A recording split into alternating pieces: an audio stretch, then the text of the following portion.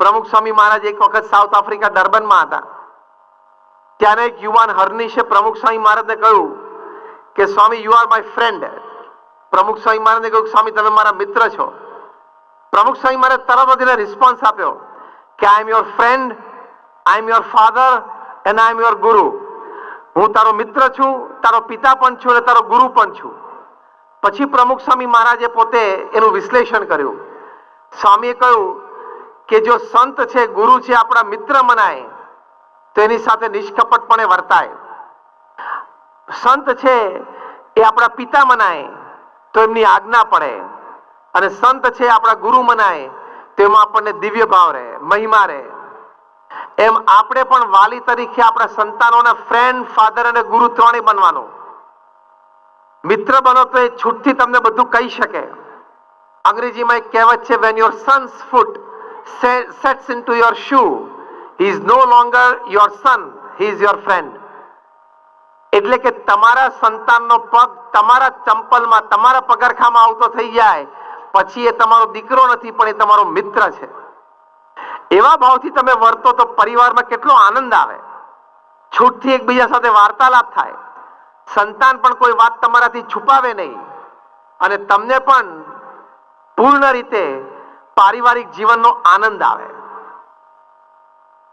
તમે એને કંઈક કહી શકો, એની નાની મોટી કુઆદત હોય તો પ્રેમથી એને ટોકી શકો, એને ખોટું ન લાગે.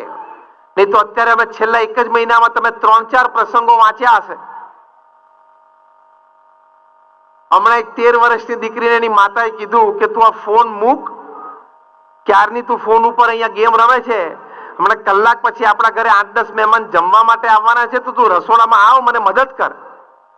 એમાં એ દીકરીને ખોટું લાગી ગયું તે સીધી અંદરના બેડરૂમમાં જઈ અને પંખે લટકીને આપઘાત કર્યો કે મારી માતાએ મને ટોકી કેમ. આવા પ્રસંગો બન્યા છે. એટલે તમારે મિત્ર ભાવ રાખીને તમારા સંતાનોનો ઉછેર કરવો પડે. તમે પણ એને છૂટથી કહી શકો, એના મનમાં પણ કંઈક વાત હોય તો તમને પ્રેમથી કહી શકે. પ્રમુખ સ્વામી મહારાજ એક વખત લેનેશિયામાં હતા. 2-3 યુવાનો આવીને પ્રમુખ સ્વામી મહારાજને કહ્યું સ્વામી આપણો આ યુવાન, એમ કરીને એમનું નામ આપ્યું, એને હોરર ફિલ્મ જોવાની ટેવ પડી ગઈ છે. પ્રમુખ સ્વામી મહારાજે આખી વાત શાંતિથી સાંભળી, સમજ્યા. પછી પેલા યુવાનને બીજા દિવસે બોલાવ્યો. હવે જો પ્રમુખ સ્વામી મહારાજની કહેવાની રીત તમે જો, પ્રમુખ સ્વામી મહારાજે યુવાનને કહ્યું કે મને એવી વાત મળી છે, કદાચ સાચી હોય ને ખોટી હોય, પણ વાત મળી છે એટલે હું તને કહું છું કે તું હોરર ફિલ્મ જોવાના રવાડે ચડી ગયો છું. પેલા યુવાનને પણ પ્રમુખ સ્વામી મહારાજ પ્રત્યે હેત, એક ગુરુભાવ, એટલે એમણે આ મસ્તક નીચું રાખીને કબૂલાત કરતા કહ્યું હા સ્વામી મને ટેવ પડી ગઈ છે.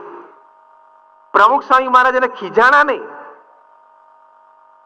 એને કોઈ એવા કઠણ શબ્દો ન કીધા, એ અપમાનિત થાય એવી પરિસ્થિતિ ઊભી ન કરી, એ આમ ઝાંખો પડી જાય ને શર્મિંદો થઈ જાય એવો અભિગમ પ્રમુખ સ્વામી મહારાજે વ્યક્ત ના કર્યો. પ્રમુખ સ્વામી મહારાજ એને શું કહ્યું કે જો તારી સામે હજી આખી તારી જિંદગી બાકી છે. ભગવાને તને બુદ્ધિ શક્તિ આપી છે, શરીર સારું આપ્યું છે, તું ભણી ગણીને તૈયાર થા તો ભવિષ્યમાં ખૂબ સારો વેપાર ધંધો કરી શકો એવો છું. જો એને આત્મવિશ્વાસ પ્રેર્યો, એને એક સારી દિશા સુજાડી, એને એક સારા માર્ગ ઉપર લાવવાનો પ્રયત્ન કર્યો પ્રમુખ Swami Maharaj. This is how you deal with your children when you find something wrong in them. તમારા સંતાનોમાં તમને કંઈક ખોટું દેખાય, તમે આવી રીતે એની સાથે વર્તી શકો છો.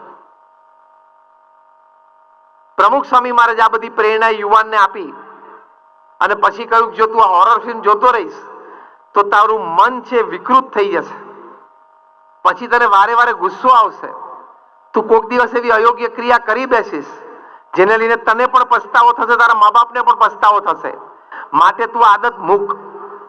એમ કરીને એ આદત એને મુકાવડાવી. એ યુવાને એ આદત છોડી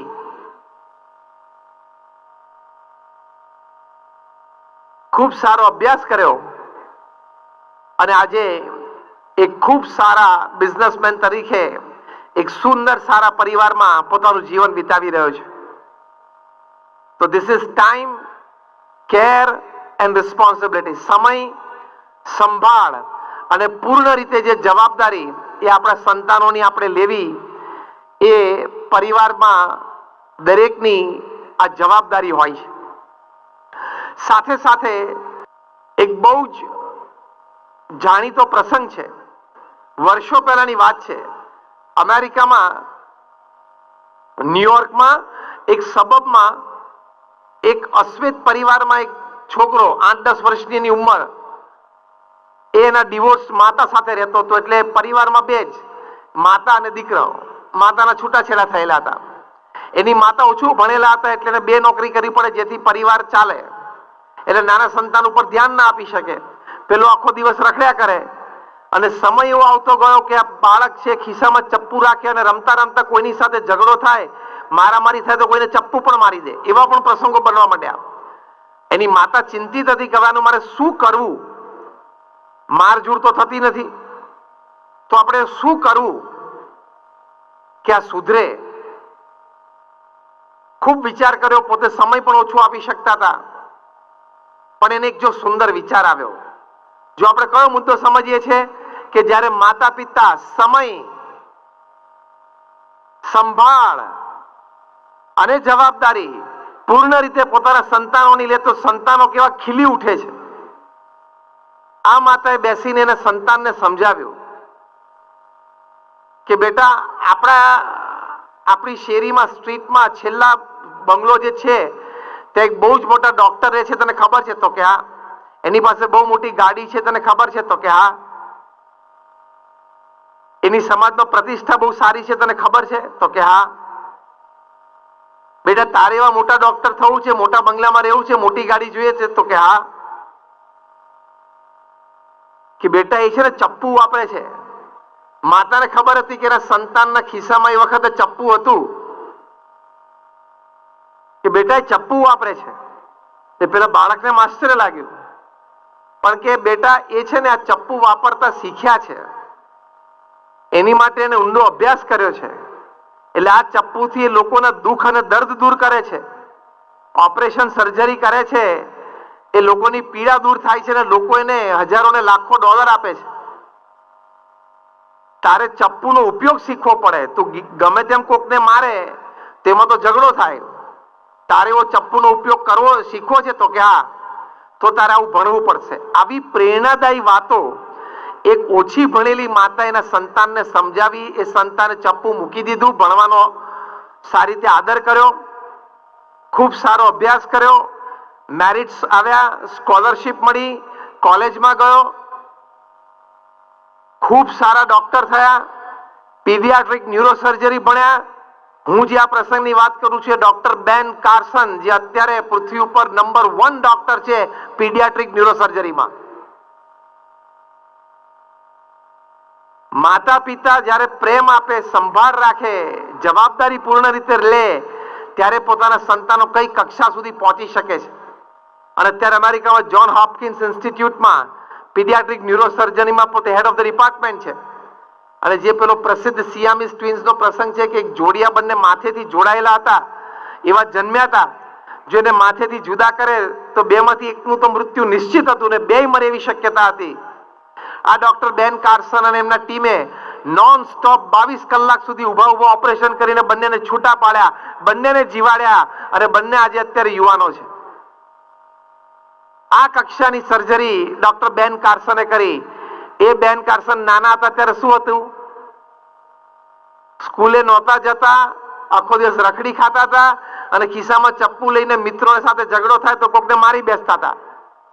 એક માતા ઓછું ભણેલી પણ એનો પ્રેમ, એની હૂંફ, એની સંભાળ, એની પૂર્ણ રીતે જવાબદારી એ જો લીધી તો પોતાના આવા એક સંતાનને એ માતા ક્યાં સુધી પહોંચાડી શકી એ આપણે જોઈ શકીએ છીએ.